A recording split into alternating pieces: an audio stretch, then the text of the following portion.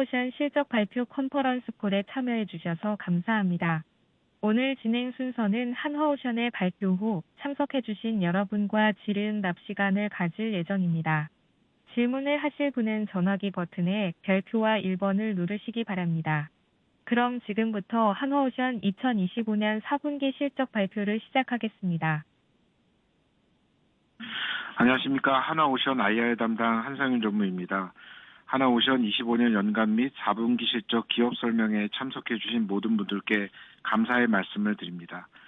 오늘 이 자리에는 장현성 재무실장, 방창민 기획조정팀장, 황인열 경영기획 담당, 상선사업부 김은민 상선영업기획팀장, 특수선사업부 최정훈 기획 담당, 해양사업부 조용석 영업 담당, 이규화 E&I 기획팀장께서 참석해 주셨습니다.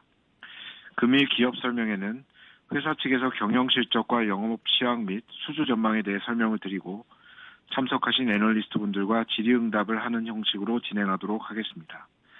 그러면 지금부터 25년 경영 실적 및 현황에 대해 설명드리도록 하겠습니다.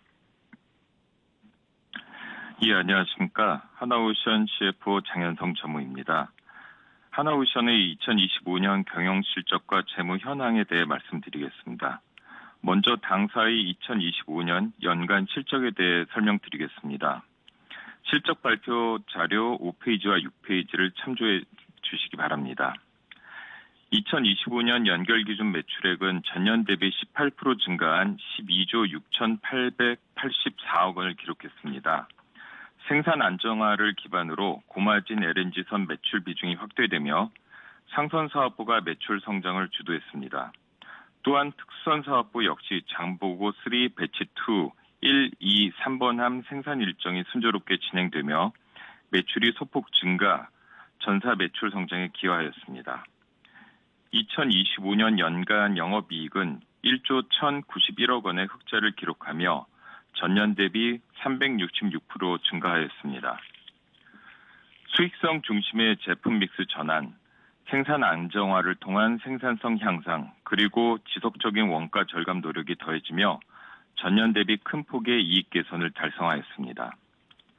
다음으로 2025년 4분기 경영 실적에 대해 말씀드리겠습니다. 자료 7페이지와 8페이지를 참고해 주시기 바랍니다. 2025년 4분기 연결 기준 매출액은 3조 2,278억 원, 영업이익은 1,890억 원, 당기 순이익은 5,391억 원을 기록했습니다. 4분기 매출액은 전분기 대비 7% 증가했으며 조업일수가 전분기 대비 8일 증가한 영향이 컸습니다. 반면 영업이익은 전분기 대비 35% 감소한 1,890억 원을 기록했습니다. 이는 연간 흑자 확대에 따라 직영 인력의 경영 성과급과 협력사 근로자에게 동일 비율로 지급된 경영 성과급 및 기타 인건비 증가분이 약 2,300원이 반영된 영향입니다. 다음으로 재무 현황에 대해 말씀드리겠습니다. 자료 9페이지를 참고해 주시기 바랍니다. 2025년 말 기준 자산 총계는 20조 307억 원으로 전년 말 대비 2조 1,869억 원 증가했습니다. 이 중 현금 및 현금성 자산은 7,887억 원으로 전년 말 대비 1,854억 원이 증가했습니다. 부채 총계는 13조 9,289억 원으로 전년 대비 9,484억 원 증가했으며 총 차입금은 전년 말 대비 3,804억 원이 증가한 5조 6,463억 원을 기록했습니다. 순차입금은 캐펙스 집행과 해외 지분 투자 확대에 따라 전년 말 대비 1,951억 원 증가한 4조 8,577억 원을 기록했습니다. 다만 4분기에는 재무관리 강화로 증가폭이 둔화되며 순차입금은 소폭 증가에 그쳤습니다.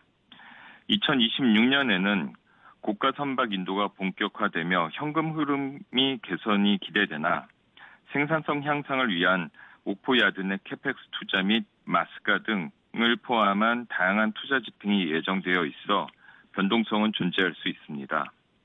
이에 따라 회사는 적정 현금 수준을 유지 관리하며 재무 안전성 확보에 주력할 예정입니다. 2025년 말 기준 부채 비율은 전년 말 대비 39% 감소한 228%로 재무구조가 안정적으로 개선되었습니다. 회사는 최근 2개 사업년도 연속 흑자를 달성하며 배당 가능 이익을 확보하는 등 재무구조를 점진적으로 개선해 왔습니다. 이를 바탕으로 중장기적으로는 재무 안정성을 훼손하지 않는 범위 내에서 배당을 포함한 주주 환원 정책을 검토하고 있습니다. 다만 금년에는 생산성 향상을 위한 오프야드 내 캐펙스 투자와 마스가를 포함한 대미 투자 확대가 예정되어 있어 성장 투자 및 재무 안정성 확보를 우선적으로 고려하여 금년도 배당은 실시하지 않을 계획입니다. 향후에는 당사의 투자 집행 현황과 실적, 현금 산출력 개선 추이를 종합적으로 감안하여 주주 환원 정책을 단계적으로 검토해 나갈 예정입니다. 다음으로 10페이지부터 사업 부문별 2025년 4분기 실적 및 향후 전망을 말씀드리겠습니다. 먼저 상선사업부입니다. 4분기 매출액은 조업일수 증가로 전분기 대비 9% 증가한 2조 6,858억 원을 기록했습니다. 영업이익은 경영성과급 지급 및 기타 인건비 영향으로 2,025억 원을 기록하며 전분기 대비 34% 감소했습니다. 향후 매출 및 손익 전망과 관련해서는 2026년에는 상선사업부 매출이 전사 매출이 70% 이상을 유지할 것으로 예상됩니다. 다만 수익성이 가장 높은 LNG선 매출 비중은 전년 대비 소폭 감소하여 전사 매출의 약 50% 수준을 기록할 것으로 예상됩니다. 그러나 감소하는 LNG선 물량의 대부분이 카타르 1차 물량으로 매출 인식하는 평균 LNG 성가 자체는 작년 대비 상승할 것으로 예상되며 2023년 이후 수주한 프로젝트의 매출 비중도 지속적으로 증가함에 따라 전반적인 손익은 견조한 흐름을 유지할 것으로 전망됩니다.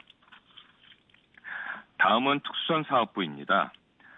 4분기 매출은 전분기 대비 27% 감소한 2,737억 원을 기록하였습니다. 이는 공사 중인 프로젝트에 대해 가공비 등 예정 원가 상승을 반영하면서 일부 프로젝트의 공정률이 조정되어 이번 분기 매출 인식 규모가 감소한 영향입니다. 영업이익은 성과급 지급 반영과 함께 캐나다 등 해외 프로젝트 수주 경쟁력 강화를 위한 수주 지원비, 광고 선전비, 연구 개발비 등 판관비가 증가하였고 예정 원가 상승 및 고정비 부담에 따른 손실 등의 일회성 요인으로 적자 전환하여 적자 872억 원을 기록하였습니다. 26년에는 장보고 3 배치 2 2번함과 더불어 울산급 배치 3 5, 6번함의 본격적인 생산 진행이 예정됨에 따라 전년 대비 매출액은 소폭 증가할 것으로 예상되며 영업이익은 해외 사업 확장에 따른 인력 규모 증가, 마케팅 강화 등으로 비용 증가가 전망됨에 따라 적정 영업이익 확보를 위해 최선을 다할 계획입니다. 한편 LD 관련 소송 2건이 현재 진행 중이며 다음 주 중 판결이 선고될 예정입니다. 2건의 소송 가액 합계는 약 1,500억 규모입니다. 현재 공시된 실적에는 해당 소송과 관련하여 향후 승소 시 환입될 수 있는 금액이 전혀 반영되어 있지 않은 상태로 판결 결과에 따라 매출 및 영업이익의 증가 가능성이 존재합니다. 과거 특수전 사업의 특성상 LD 관련 소송을 통해 환입이 이루어진 사례가 다수 존재하는 점을 감안할 때 승소 가능성을 배제할 수 없으며 당사는 긍정적인 결과를 도출할 수 있도록 최선을 다해 대응해 나갈 계획입니다. 마지막으로 해양사업부입니다. 4분기 매출은 주요 공사들이 마무리 단계에 진입함에 따라 전분기 대비 약 15% 감소한 874억을 기록하였습니다. 영업이익은 페트로브라스 FPSO 프로젝트의 체인지 오더 반영으로 388억 원을 기록하며 흑자 전환에 성공하였습니다. 2026년에는 대부분의 프로젝트가 마무리 단계에 접어들며 매출이 소폭 감소하고 이에 따른 고정비 부담도 일부 발생할 것으로 예상됩니다.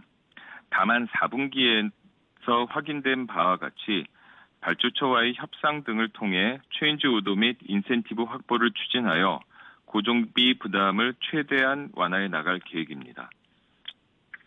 이상으로 사업부별 실적 설명을 마치고 각 사업부별로 영업 시황 및 수주 전망에 대해 자세히 설명드리도록 하겠습니다. 먼저 상선사업부의 발표가 있겠습니다. 안녕하십니까. 상선사업부 영업기획팀장 김우민입니다. 지금부터 상선 시황 및 수주 전망에 대해 간략히 설명드릴 수 있도록 하겠습니다. 자료 14페이지를 참고해 주시기 바랍니다. 22년도부터 지속된 우크라이나 전쟁과 홍해 사태 장기화와 더불어 미국 트럼프 대통령 집권 이후 관세 정책, USTR 중국 건조 선박 입항 세부가, 쉽스액트 입법 추진 등 다양한 지정학적 요소들이 시장에 지속적으로 영향을 미치고 있습니다. 조선업을 둘러싼 지정학적 변수들의 불확실성이 근래 찾아보기 어려울 정도로 높아진 가운데 당사는 상선사업부에서 2025년 LNGC 13척, VLCC 20척, 컨테이너선 17척을 수주하여 총 50척 95.5억 불의 수주를 기록하였습니다. 이는 당사 주력 선종의 글로벌 신조 발주가 척수 기준 70% 미만으로 감소한 데 반해 당사는 적극적인 영업과 높은 기술력을 바탕으로 전년 대비 수주 성장을 이룰 수 있었습니다. 2025년 초 미국 트럼프 행정부 출범 이후 관세 및 통상 정책이 조선 해운 분야에 직접적인 파장을 미치며 신조 발주 흐름에 제동이 걸렸었으나 미국의 에너지 수출 확대, LNG 프로젝트 재개 움직임이 본격화되면서 LNGC, VLCC 등의 주요 선종에서 신조 수요가 서서히 증가하고 있습니다. 2025년 10월경에는 IMO 중기 저감 조치 채택이 연기되면서 불확실성이 다시 한번 증가하였으나 산업 전반에서는 친환경 및 대체연료 전환이라는 장기 방향성 자체가 흔들린 것은 아니라는 인식이 확산되어 있어 친환경 선박 수요는 지속적으로 유지될 것으로 전망하고 있습니다. 올해 수주 목표는 구체적으로 공개하고 있지는 않습니다만 LNG선, 대형 컨테이너선, VLAC의 가스선, VLCC를 중심으로 수주를 진행하여 약 3년 이상의 현재 수주 잔고를 연말에도 유지할 전망입니다. 다음은 당사의 주력 선종별 시장 상황 및 수주 전망에 대해 말씀드릴 수 있도록 하겠습니다. 먼저 LNG선 시황 및 수주 전망입니다. 작년 10월 이후 운임이 반등하면서 LNG선 시장이 개선되는 모습을 보이고 있습니다. 그리고 미국, 카타르 등의 신규 LNG 수출 터미널이 단계적으로 가동됨에 따라 선박 수요가 꾸준히 증가하고 있으며 이에 따라 선사들의 신조 관심도도 높아진 것으로 확인되고 있습니다. 또한 용선 계약이 끝나는 조요일 구형 스팀 터빈 LNG선의 폐선이 가속화되고 있습니다. 하여 신규 LNG 수출 터미널과 연계한 LNG선 신조 수요에 더해 구형 스팀 터빈 선박을 대체하기 위한 신조 수요도 점진적으로 증가할 것으로 보이며 구형 선박의 FSRU 전환이 본격화될 경우 이 또한 신조에 긍정적인 영향이 있을 것으로 예상하고 있습니다.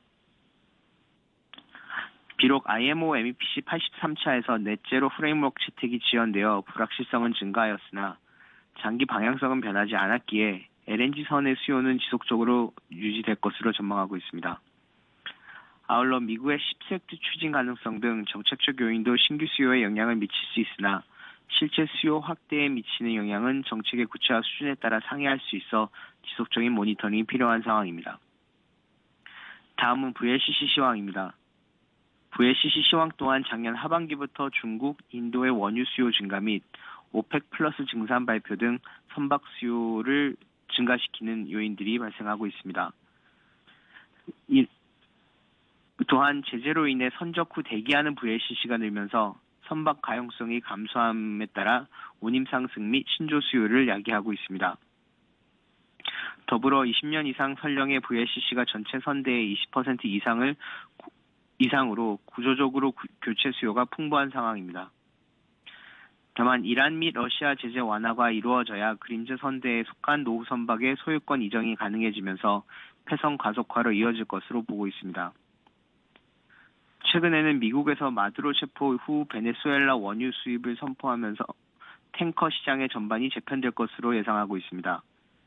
미국의 베네수엘라 원유 수입량이 증가할 경우 전반적인 톤마일 증가가 예상되며 특히 수에즈, 아프라 및 LR1, 2 탱커가 가장 수혜를 볼 것으로 전망됩니다. 미국 정책 불확실성, IMO의 환경 규제 강화 예정 등으로 인해 불확실성은 있으나 견조한 신조 흐름이 지속될 것으로 예상하고 있습니다. 다음은 가스선 부분입니다. VLGC는 23년에 70척, 24년에 81척 대량 발주 이후 25년에는 20척으로 다소 발주가 둔화되었습니다. 앞으로 시황이 반등하는지 지속 모니터링하면서 적시의 신조 프로젝트에 참여하여 수주를 위한 노력을 지속할 예정입니다. VLEC의 경우 아시아 석유화학 기업들의 에탄 크래커 증설에 따른 선박 확보 수요가 지속될 것으로 예상하고 있습니다. 특히 미국 정책 영향으로 VLEC 수요가 한국 조선소로 집중될 가능성이 있어 당사 또한 수혜를 볼 것으로 기대하고 있습니다. VLEC는 블루, 그린을 포함한 청정 암모니아 프로젝트와 연계한 수요가 예상이 되나 현재로서는 가시화된 수는 제한적인 상황입니다. 마지막으로 컨테이너선입니다. 얼라이언스 재편으로 인해 24년까지 유럽 선사들이 대형 컨테이너선 발주를 주도했으며 25년에는 그간 발주가 상대적으로 저조하였던 아시아 선사들의 발주가 확대되었습니다. 비록 16,000TU 이상의 초대형 컨테이너선 수주 잔고 비율이 매우 높은 편이나 선대 경쟁력을 위해 신조 수요가 남아 있을 것으로 보이고 있으며 특히 아시아 선사들의 신조 흐름이 어느 정도 지속될 것으로 예상하고 있습니다. 다만 최근 선사들의 수에즈 운하 복귀 가능성이 제기되고 있습니다. 홍해 사태가 완화되어 수에즈 운하가 정상 재개될 경우 컨테이너선은 톤마일 감소 및 운임 하락, 선복 과잉 등의 영향을 가장 크게 받을 수 있어 지속적인 모니터링이 필요합니다. IMO의 넷제로 프레임워크 채택이 지연되었으나 노후 컨테이너선의 교체 수요는 계속 지속될 것으로 예상하고 있습니다. 중장기적으로는 친환경 선대 교체가 더딘 10,000TU 이하 중소형 친환경 컨테이너선 중심의 발주 전환이 예상됩니다. 컨테이너선은 미중 상호 항만세에 대해서도 가장 직접적이고 많은 영향을 받을 수 있는 선정으로 미중 관계에 따른 주요 선사들의 선대 운영 전략 변화에 따른 한국 조선소 발주 기회를 면밀히 모니터링할 계획입니다. 이상으로 주요 상선 선종별 시장 상황 및 수주 전망 관련 발표를 마치겠습니다. 감사합니다. 네, 이어서 특수선 사업부의 발표가 있겠습니다. 안녕하십니까. 특수선 기획담당 최종훈 상무입니다. 최근 국제 해양안보 환경은 그 어느 때보다 복잡하고 빠르게 변화하고 있습니다. 러시아 우크라이나 전쟁이 장기화되는 가운데 러시아는 북극 지역에서 군사적 존재감을 오히려 확대하고 있으며 중국과의 활동 역시 더욱 적극적으로 전개되고 있습니다. 이러한 변화로 북극과 대서양 전역은 다시 한번 잠수함 작전과 감시 초계 활동의 핵심 무대로 부상하고 있습니다. 특히 그린란드와 아이슬란드, 영국을 잇는 GI6 갭은 북대서양 방위의 관문으로 재조명되고 있습니다. 나토와 미국은 이 지역에서의 잠수함 탐지 능력과 조기 경보 체계를 강화하기 위한 논의를 이어가고 있고 북대서양 안보는 다시 전략적 중요성을 되찾고 있습니다. 기후변화로 북극 항로 접근성이 높아지고 있다는 점도 해양안보 한도를 크게 흔들고 있습니다. 북극 항로가 열릴수록 잠수함, 대잠 전력, 극지 작전 능력은 선택이 아닌 필수적 전력으로 자리잡고 있습니다. 이에 따라 나토를 비롯하여 아시아, 중동 국가들도 해군 중심 전력을 지속적으로 확대에 노력하고 있습니다. 이러한 흐름은 글로벌 차원에서 해군력에 대한 강화와 특수선에 대한 수요가 구조적으로 늘어나는 배경이 되고 있습니다. 이처럼 해양 분쟁이 고조되고 있고 북극 안보가 급부상하는 환경 속에서 하나오션은 글로벌 특수선 시장의 전략적 기회를 민첩하게 포착하고 있습니다. 그 변화의 중심에 선 것이 바로 캐나다 CPSP 프로그램입니다. 당사는 검증된 성능과 현지화를 두축으로 동맹 및 파트너 국가들과 함께 운영 주권과 자주적 정비 역량을 동시에 구축하는 전략을 일관되게 추진해 왔습니다. 특히 CPSP 프로그램에서는 영국 바코카의 원팀 체계를 통해서 캐나다 내 일자리 창출, 기술 이전, 인서비스 서포트를 포함한 현지 기반의 장기 정비 생태계 구축 모델을 제안하고 있습니다. 또한 당사는 캐나다가 중요하게 고려하는 요소 중 하나인 빠른 납기를 위해 2035년까지 내척 인도를 제안하였습니다. 최근에는 본 사업의 G2G 성격이 더욱 부각됨에 따라 정부 차원에서 적극적인 지원과 고위급 소통이 함께 이루어지고 있습니다. 이에 하나오션도 정부와 긴밀히 공조해서 최선의 성과를 내기 위해서 모든 역량을 집중하겠습니다.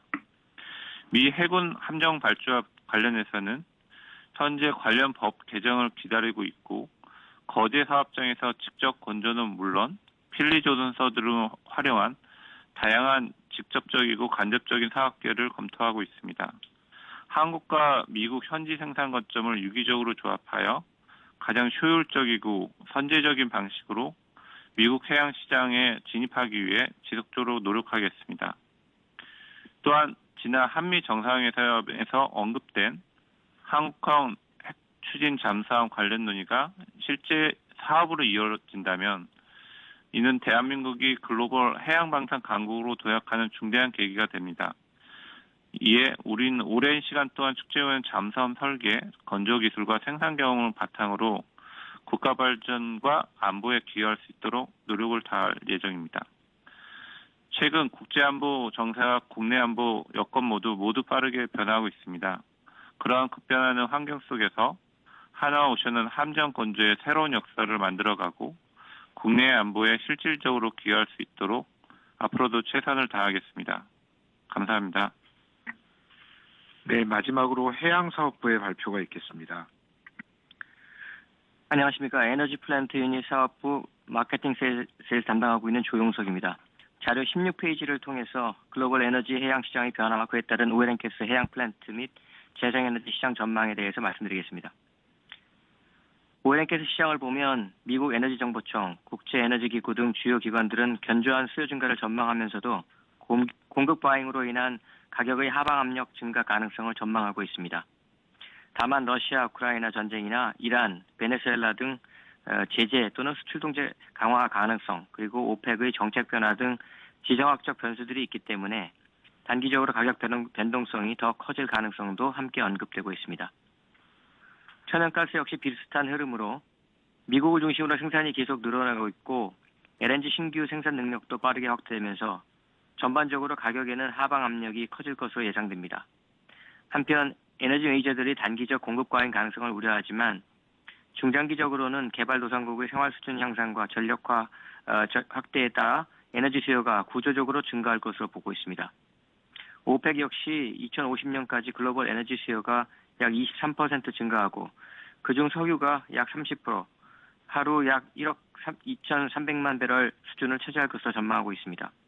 이를 충족하기 위해서는 2025년부터 2050년까지 약 18조 달러 이상의 투자가 필요하다고 강조하고 있는 상황입니다. 전반적으로 전통적인 에너지원인 오일앤가스 개발과 밀접하게 연결되어 있는 당사의 에너지 플랜트 관련 주요 사업, 예를 들어서 FPS나 FLNG 같은 분야는 중장기적으로 우호적인 사업 환경이 조성될 가능성이 클 것으로 예상이 됩니다. 그럼 에너지 플랜트 설비 및 제품별 시장 동향에 대해서 말씀드리겠습니다. 먼저 FPSO 시장입니다. FPSO 시장은 남미와 서아프리카의 주요 심해 유전을 중심으로 수요가 확대되고 있습니다. 페트로브라스는 브라질의 대표적인 프리솔트 대형 유전 중 하나인 부조스 필드에 설치될 추가 FPSO에 대해 작년 10월 BOT 개념으로 공식 입찰 절차를 개시하였고 올해도 메로 등 주요 대형 유전에 추가 투입 예정인 FPSO가 동일하게 BOT 개념으로 입찰이 진행될 것으로 예상이 되고 있습니다. 라이스타드 등 전문 리서치 기관들은 2026년과 27년 사이에 상당수의 FPSO 프로젝트가 추가로 제안되고 승인될 것으로 전망하고 있으며 전체 수요의 약 60%에서 70%가 남미와 서아프리카에서 나올 것으로 예상하고 있습니다.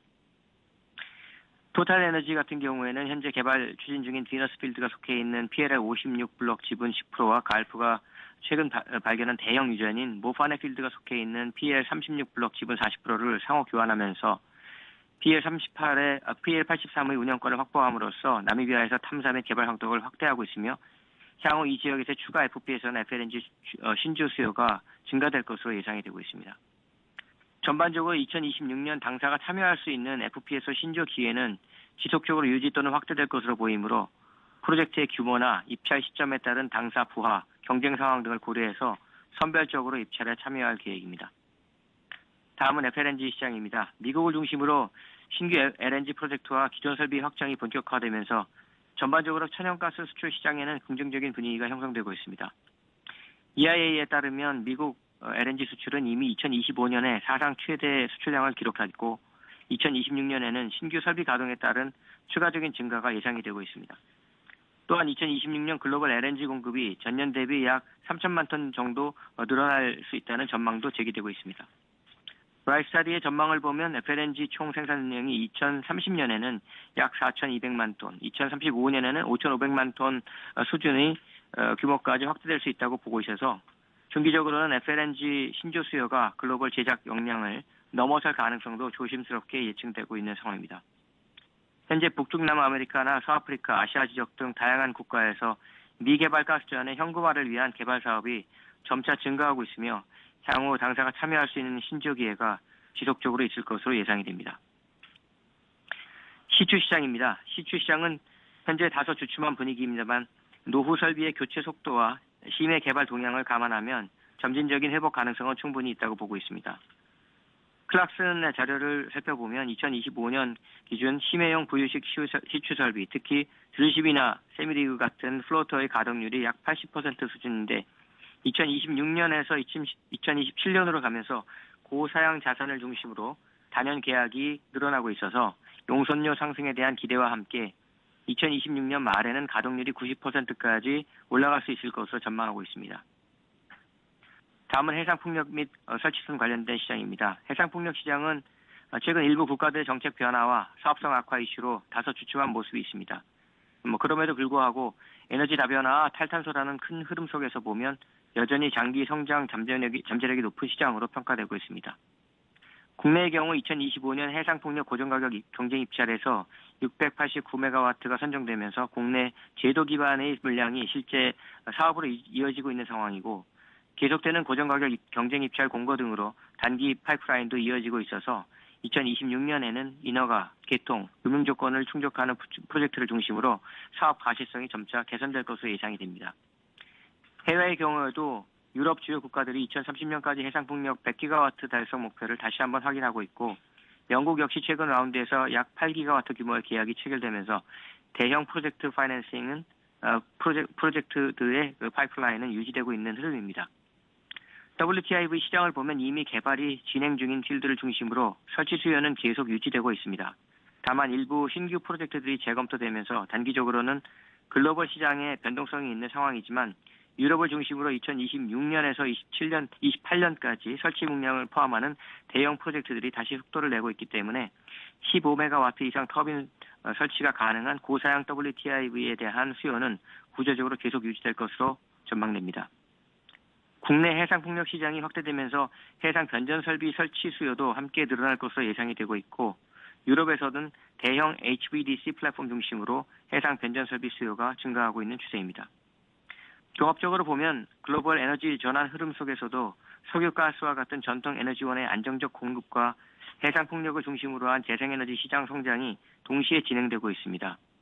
이에 따라 하나오션 해양사업부는 에너지 플랜트 사업부는 FPSO, FLNG, LNG 모듈, 부유식, 고정식 플랫폼, WTIV 등 경쟁력을 보유한 제품군을 중심으로 적극적인 수주 활동을 전개하고 있으며 전통 에너지와 신재생 에너지 시장 변화에 유연하게 대응하면서 시장 선도와 지속 가능한 이익 창출을 위해 노력하겠습니다. 감사합니다. 이상으로 2025년 연간 및 4분기 경영실적 발표를 마치도록 하겠습니다. 지금부터 참석하신 분들의 질문을 받도록 하겠습니다. 원활한 진행을 위하여 질문을 한 번에 하나씩 해주시면 감사하겠습니다. 지금부터 질의응답을 시작하겠습니다. 질문을 하실 분은 전화기 버튼에 별표와 1번을 누르시기 바랍니다.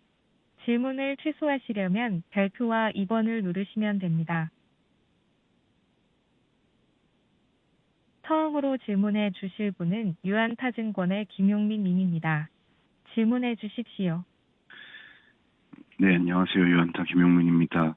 한 가지가 아닐 수도 있지만 짧게 여쭤보자면은 아마 공통된 질문일 것 같은데 성과급 관련 비용으로 2,300억 발생하신 거 기타 비용이랑 좀 나눠서 설명드려 주시면 감사하겠고 이거를 제가 알기로는 올해 안분이 잘 안 된 걸로 알고 있는데 그러니까 25년에는 근데 올해부터는 분기별로 좀 안분을 하실 건지 그리고 저희가 단기 손익이 이렇게 단기순이익이 좀 급등한 거에 대한 것도 말씀 부탁드리고요.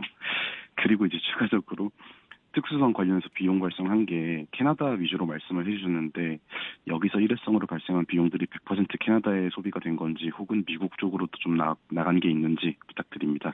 감사합니다.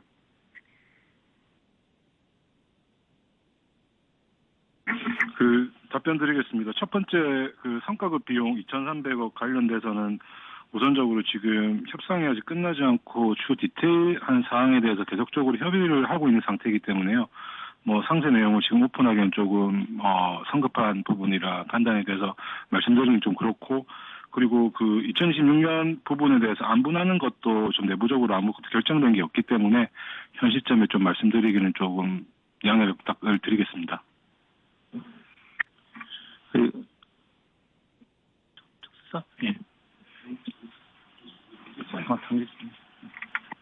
예, 단기 순이익 급등 사유와 관련해 가지고는 저희가 이연 법인세 환급이 있었습니다. 그 부분이 약 4천억 정도 반영이 되었기 때문에 이번에 단기 순이익이 반영이 되었습니다.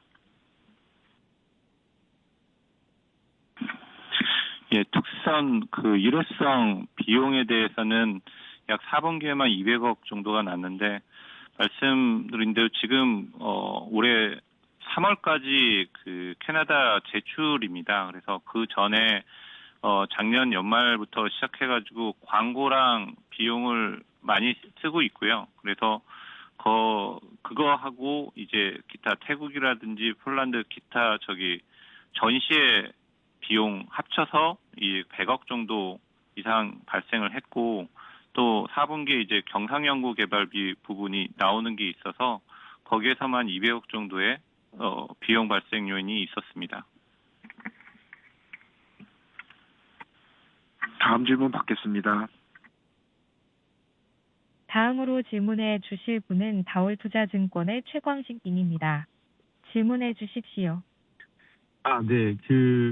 올해 매출 탑라인에 대한 질문인데요. 아까 상선이 올해 한 70% 그대로 비중을 차지한다라고 하셨는데, 근데 특수선은 조금 소폭 늘고 해양 플랜트는 잔고에 뭐가 없어서 매출이 플랫할 것 같고, 그러면은 올해 매출을 작년 대비 그냥 약간 성장폭이 좀 작다고 봐도 되는 건지, 그렇게 질문 하나 드리겠습니다.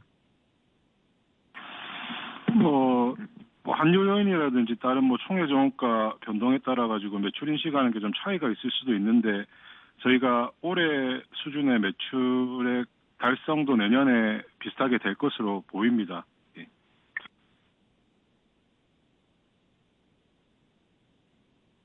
다음 질문 받겠습니다.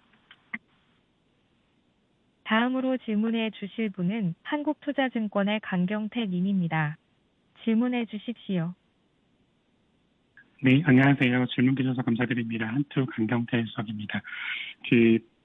성과급 지급 관련해서 이어지는 질문인데요. 저희가 이렇게 인건비 관련해서 비용을 반영하셨고 할 예정이신데, 이게 저희 상선 잔고 전체의 예정 원가상 마진의 하락 압력을 줄 수 있는 이벤트인지 그게 가장 궁금합니다. 이게 단순히 정말 말 그대로 원오프인지, 아니면 이게 잔고 마진에 압력을 주어서 저희의 지금 상선 영업이익률 눈높이를 낮춰야 되는 이벤트인지, 이게 가장 궁금하거든요. 그래서 관여자 상세하게 한번 답변 부탁드리겠습니다.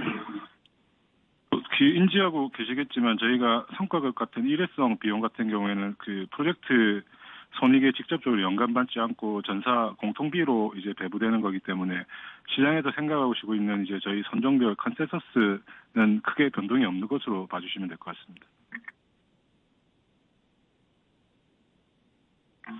다음 질문 받겠습니다. 다음으로 질문해 주실 분은 IM증권의 변용진 님입니다. 질문해 주십시오. 안녕하십니까. IM증권 변용진입니다. 환율 관련해서 저희 회사가 환해지 비중을 좀 높게 가져가는 걸로 알고 있는데, 최근에 정부 방침은 환율이 좀 많이 올랐을 때 저희 같은 수출 기업들에 대해서 환해지를 좀 이제 권장하는 방침으로 좀 내역 정부에서 좀 권했던 걸로 알고 있는데 이게 우리 회사의 환해지 정책에 대해서 앞으로 영향을 미칠 수 있을지가 좀 궁금하고요.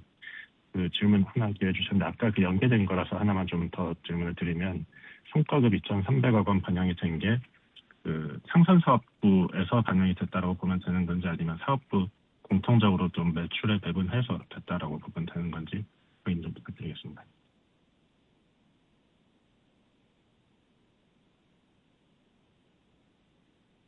예, 그 환해지 정책과 관련해서는 저희는 그 일정한 방향성을 보고서 해지를 하거나 그러지는 않았었고 계속 저희가 미국 투자라든지 회사 전체의 재무 상황 등을 고려해서 해지 정책을 유지를 하고 있습니다.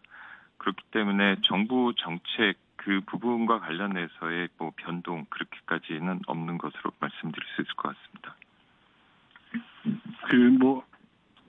앞서 질문 주신 사항에 대해서 연장한 상황인데요. 지금 저희가 성과급 2,300억 같은 경우에는 프로젝트성으로 반영이 되지 않았다고 먼저 언급을 드렸고, 하지만 이제 사업부별로 기존 저희 오션 내부적인 배부 기준에 따라 사업부별로는 배부가 돼 있는 상태입니다. 다음 질문 받겠습니다. 다음으로 질문해 주실 분은 다올투자증권의 최광식 님입니다. 질문해 주십시오. 네.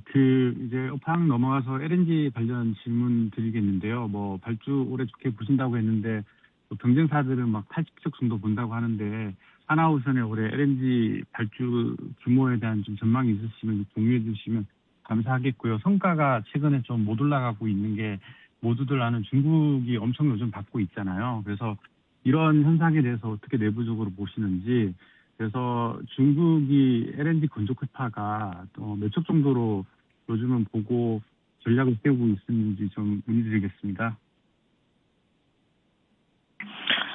네, 상선사업부에서 답변 드릴 수 있도록 하겠습니다.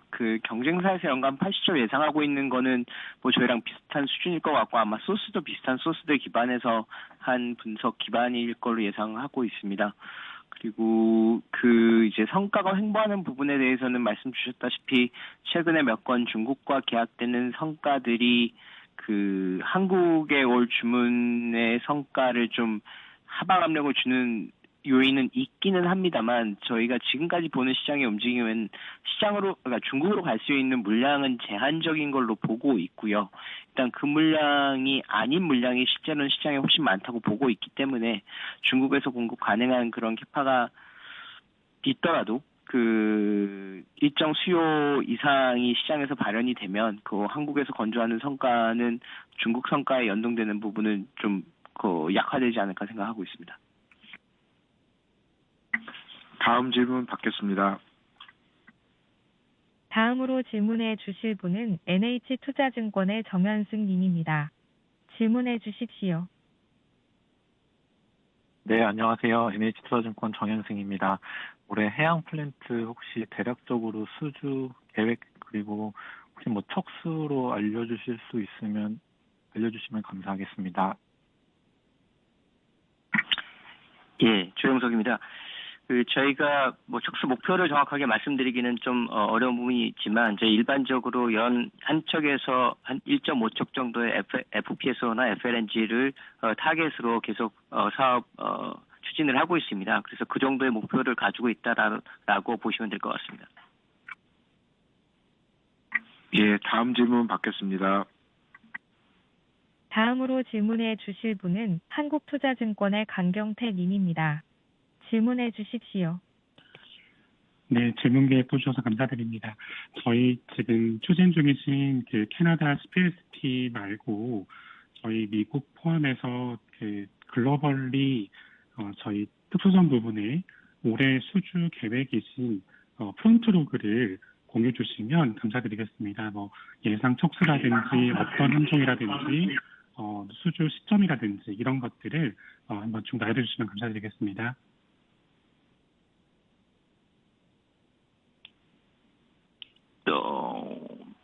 구체적으로 이렇게 얘기 드리긴 쉽진 않고요. 왜냐면 그게 영업 비밀일 수도 있어서 일단 지금 뭐 다 아시다시피 캐나다 건이 있고 그다음에 태국 거가 있습니다. 태국이 이제 작년 말에 나온다고 하다가 이제 요번에 1분기에 예상이 있고요. 그거는 이제 수상함 한 척입니다. 그거는 이제 마찬가지로 저희뿐만 아니라 현대도 같이 경쟁하고 있는 부분이고요.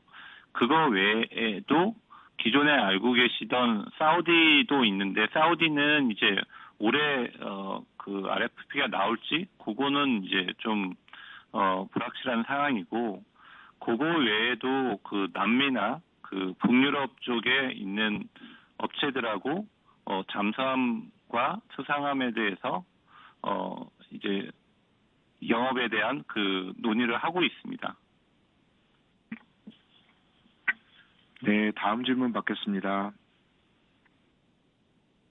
다음으로 질문해 주실 분은 IM증권의 변용진 님입니다. 질문해 주십시오. 네, 안녕하세요. IM증권 변용진입니다. 특수선 관련해서 아까 전에 다음 주 엘리 관련 소송 판결이 난다고 하셨는데, 이게 최종심인지 아니면 최종심이 아니더라도 결과에 따라서 환입 가능성이 있는지를 확인 좀 부탁드리겠습니다. 일단 다음 주에 하는 거의 환입 가능성은 저희가 그걸 얼마나 소송에서 승소할지 모르겠지만, 일단 1,500억이 대상이고, 과거에 이제 저희 경험률에 따르면 30%에서 60% 그 사이입니다. 그게 저희 이 건에도 할지는 이제 당연히 판사님의 몫이고요.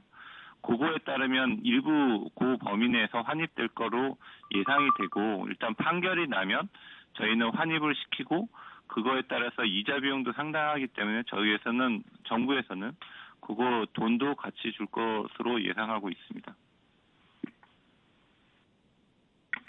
네, 다음 질문 받겠습니다. 다음으로 질문해 주실 분은 유한타증권의 김용민 님입니다. 질문해 주십시오. 네, 저희 업황 관련해서 탱커나 컨테이너 둘 다 초대형 말고 좀 작은 사이즈 쪽에서 좀 더 원활할 거라고 말씀 주셨는데, 이게 사실 저희가 받기에 적합한 선종인지에 대해서 약간 의문이 있는데, 그러면 아랫단에 있는 중형급 혹은 약간 대형급 선박들의 가격이 좀 호조나 발주가 호조를 보여도 대형선에 대해서도 어느 정도 이게 연동이 되어 있다고 보시는 건가요? 네, 상수사업부에서 답변 드리겠습니다. 근데 어느 정도 연동성은 있을 거라고 생각을 하고요. 이런 수요가 있어서 도크들이 차면 역시 도크가 희소하면 희소할수록 필요한 사람들은 더 높은 성과를 지불하면서 이제 건조를 하게 되기 때문에, 어떤 선종에서든 저희 야드가 아닌 도크를 차지하는 의미는 충분히 있는 걸로 생각하고 있습니다. 네, 다음 질문 받겠습니다. 다음으로 질문해 주실 분은 다올투자증권의 최광식 님입니다. 질문해 주십시오. 네, 해양 실적 관련 질문입니다. 아까 페트로브라스 환입 있다고 CEO 얘기하셨는데 금액을 안 불러주신 것 같은데 좀 금액을 여쭐 수 있는지 하고요. 그리고 이 해양에서 이제 매출이 9천억에서 한 7천억으로 빠졌잖아요. 그래서 우리 해양 부문의 BEP 매출을 어느 정도 받아야 되는지, 하나가 인수하시고 해양을 좀 줄이고 특수선 쪽으로 인력 이동들을 얘기하셨던 것 같은데, 그런 인력 이동이 있어서 BEP 수준이 좀 떨어진 건지 좀 체크하고자 합니다.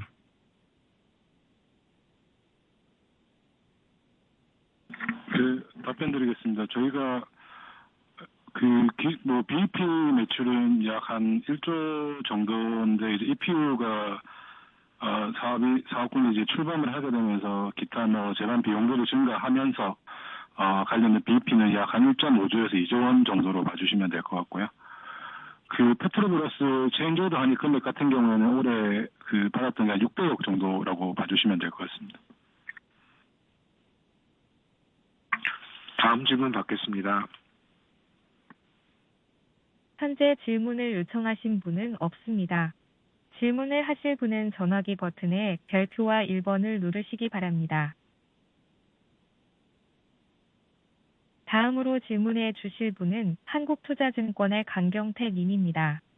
질문해 주십시오. 네, 저희 거제조선소 특수성 부분 캐파 관련해서 저희가 지금 투자를 이미 완료해 놓으신 것과 앞으로의 투자 계획과 전체적인 그 거제조선소 쪽의 그 리소스 배분에 관해서 특수성 쪽에 어느 정도 방향으로 가고 있는지 한번 점검 부탁드리겠습니다. 그래서 투자금과 잠수함 나눠서 지금 캐파가 얼마고 앞으로 얼마나 늘어나는지 한번 부탁드리겠습니다. 예, 지금 현재 캐파는 MRO 하는 데를 제외하고 신조 기준으로는 두 척입니다. 그래서 수상함 2척에 잠수함 2척인데 작년 말에 이제 그 사공장 잠수함 공장을 완공을 했고요. 그게 이제 1,100억 정도 됩니다. 그래서 그거 추가돼 가지고 잠수함 4척, 수상함 2척으로 확대가 됐습니다. 그리고 이제 2단계, 3단계 공사가 예상이 돼 있는데 요거는 저희 CPSP 이 수주라든지 사우디 수주라든지 그 잠수함 수주에 따라서 신축적으로 이제 판단을 할 예정이고요. 그래서 나중에 이제 정말 모두 다 하고 한다 그러면 수상함 3척, 잠수함 5척 이렇게 MRO를 제외하고 그렇게 목표는 하고 있지만 저희 수주에 따라서 좀 바뀔 수도 있다 이렇게 말씀드리겠습니다. 네, 다음 질문 받겠습니다. 다음으로 질문해 주실 분은 유한타증권의 김용민 님입니다. 질문해 주십시오. 네, 저희 연간 수익성 관점으로 봤을 때 앞에서 22년에 받은 LNGC 물량 감소하는 게 카타르 1차라고 말씀 주셨는데 반대급부로 올라가는 거는 24, 25에 받은 탱커 비중이 좀 큰 것 같아서 뭐 프로젝트마다 당연히 수익성 다 다르겠지만 전체적으로 봤을 때 그 카타르 1차 물량 LNGC 수익성이랑 저희가 새롭게 매출 인식하게 되는 그러니까 그걸 대체하는 탱커의 수익성을 비교한다면은 어느 쪽이 더 높다고 봐야 될지 말씀 주시면 감사하겠습니다. 전체적으로 저희가 2024년 5년에서 카타르 물량을 대부분 소진됐고 2026년에 같은 경우에는 조금 낮아지고 있습니다. 그래서 그 반대급부로 그 2024년 말부터 2025년까지 저희가 수주했던 그 수주 선정들에 대해서 성과가 LNG 같은 게 카타르 대비 약 한 10%에서 15% 정도 높고요. 그래서 그 26년 연간 수익성은 이제 기존에 말씀드렸겠지만 올해랑 비슷한 수준이 될 것으로 보입니다. 네, 다음 질문 받겠습니다. 다음으로 질문해 주실 분은 다올투자증권의 최광식 님입니다. 질문해 주십시오. 네. 그 첫 질문은 아까 답 주신 거 부연인데요. 그 해양의 BP 1.5조에서 2조 얘기하신 게 사업 보고서랑 IR 자료랑 다른데 해양이랑 플랜트를 합쳐서 얘기를 하신 건지 좀 확인 부탁드리고요. 원래 하고자 했던 질문은 우리 이제 오스탈 가져오게 됐는데 우리 여기서 얘기할 건 아니지만 그 미국 사업부와 한국에서 유기적으로 뭘 하겠다고 하셨으니 오스탈이 미국의 황금함대 사업을 건조할 수 있으려면 여러 준비가 필요하다고 좀 본 것 같은데 관련해서 사업을 준비하고 있는지도 좀 옆에 회사지만 하나오션이 많이 지원하고 있을 것 같아가지고요. 좀 오스탈 상황을 좀 질문 드리겠습니다. 네, 첫 번째 해양 BP 1.5조 2조에 대해서 다시 부연 설명을 좀 드리면요. 그 아까 말씀드렸듯이 저희가 EPU 사업이라고 이제 나왔는데 그 해양 플랜트 사업하고 ENI 플랜트 사업이 합쳐서 말씀을 드린 게 맞습니다. 그래서 그 저희가 BP 수준 한 1조에서 한 1.5조로 봐주시면 될 것 같습니다. 그 풍력도 포함입니다. 예.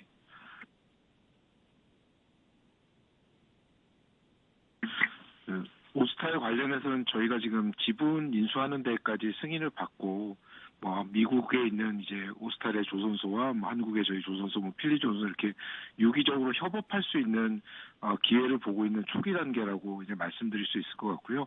향후에 더 진전되는 사항이 있으면 저희가 업데이트 드리도록 하겠습니다. 네, 다음 질문 받겠습니다. 다음으로 질문해 주실 분은 노무라 금융투자의 황호연 님입니다. 질문해 주십시오. 네, 저 슬리조선소 관련돼서 질문이 있는데요. 4분기 실적과 혹시 올해 2026년 실적 방향성 좀 어떻게 보시는지 궁금하고, 또 언론상으로는 50억 달러 투자 계획 말씀해 주셨는데, 연도별 자금 투입 계획 같은 거 말씀해 주시면 감사하겠습니다.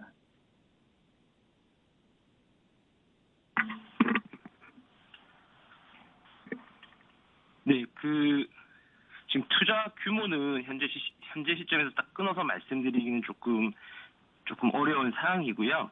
저희가 이제 필리를 미국 위 조선을 이제 핵심 거점으로 설정하고 인프라 개선, 생산성 향상 등 중장기적으로 투자 방향을 설정하고 있습니다. 다만 이제 시장 환경이라든지 제도적 여건이 좀 구체화되어야지 저희 좀 확정을 할 수 있는 상황입니다. 그래서 전반적인 방향성은 유지를 하되 구체적인 투자 시점이랑 규모는 조금 외부 환경 변화에 따라서 유동적으로 좀 운영할 예정입니다. 네, 4분기 실적 같은 경우에는 작년까지는 여전히 조금 적자인 상황이고요. 이제 올해 실적부터 턴어라운드를 좀 예상을 하고 있는 상황입니다. 네, 이제 거의 시간이 다 되긴 했는데 마지막으로 질문이 하나 있으시면 받고 마치도록 하겠습니다. 두 개가 있어서 지금 2개의 질문 주시고 마치도록 하겠습니다. 다음으로 질문해 주실 분은 한국투자증권의 강경태 님입니다. 질문해 주십시오. 네, 감사합니다.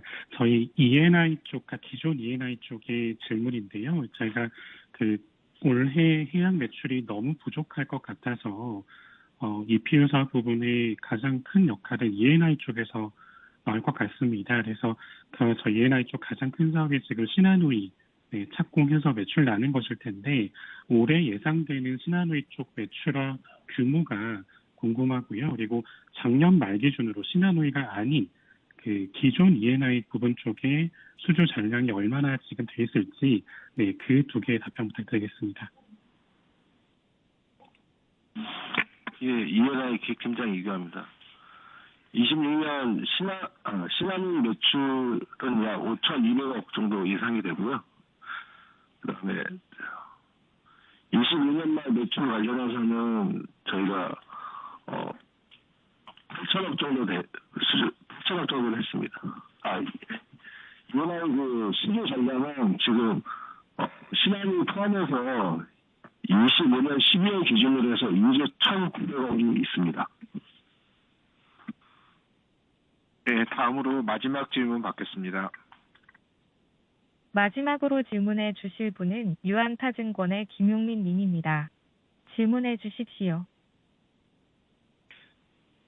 네, 대미 투자 관련해서 제도적 여건 구축이라고 말씀하신 게 미국 쪽 제외하고 우리나라에만 한정 지으면은 제일 대표적으로 보시는 거는 그냥 마스가 펀드 발효된 이후에 정책 자금이 있으면은 그걸로 레버리지 삼을 기회를 보겠다, 이 정도로 해석하는 게 제일 적절할까요?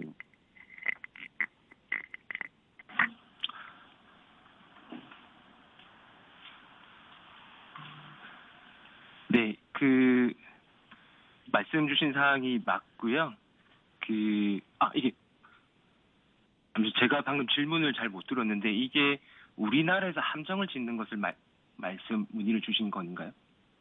아닙니다. 그러니까 대미 투자 금액이나 향후 방향성에 있어서 지금 이제 설정 중이라고 하셨는데 여기에서 제도적 여건이 구축돼야 한다고 하신 게 사실 미국에서는 언제 어떻게 나올지 알 수가 없으니 알 수 없는 건 마찬가지겠지만은 그래도 국내에서 발생할 수 있는 제도적 여건 구축되는 거는 마스가 펀드가 발효가 되어서 실제로 정책금융을 이용할 수 있을 때 좀 더 구체화가 될 거다, 이런 식으로 이해하는 게 맞을까요?